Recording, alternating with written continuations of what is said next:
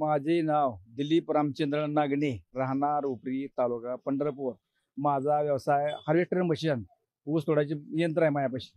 आणि अनुदान देतो म्हणून वाल्मिक कराड, धनंजय मुंडे यांच्या जवळचा असा हा माणूस आमच्या लोकांना, आम्हाला स्वतःला म्हणला, तुम्हाला 36 लाख रुपये तुम्हाला अनुदान मिळून देतो.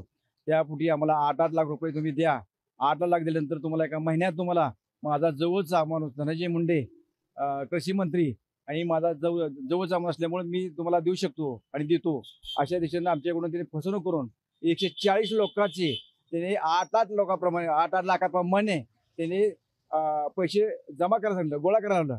आणि आमच्या घरी उपरीला आमचे नर्सरी आहे, नर्सरी ऑफिसमध्ये पूर्ण पैसे गोळा केले. 140 लोकांचे पैसे गोळा केले. आणि ते म्हणले ऑनलाईन पैसे, ऑनलाईन अजिबात नको म्हणले, रोख पैसे द्या, ऑनलाईन आम्हाला चालणार नाही.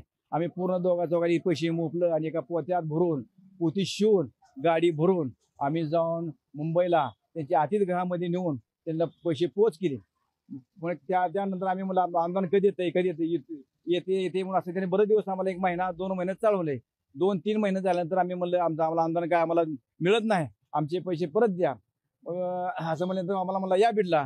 आम्ही बीडला गेलो. बीडला गेल्यानंतर आम्ही सगळे एकत्र गेलो. 140 लोक गेलो.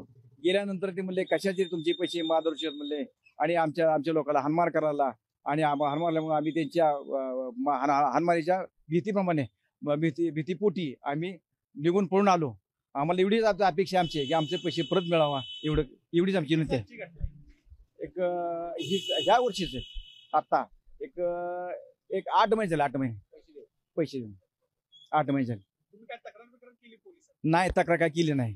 त्याच्या भीतीपोटी आम्ही तक्रार कुठे केली नाही.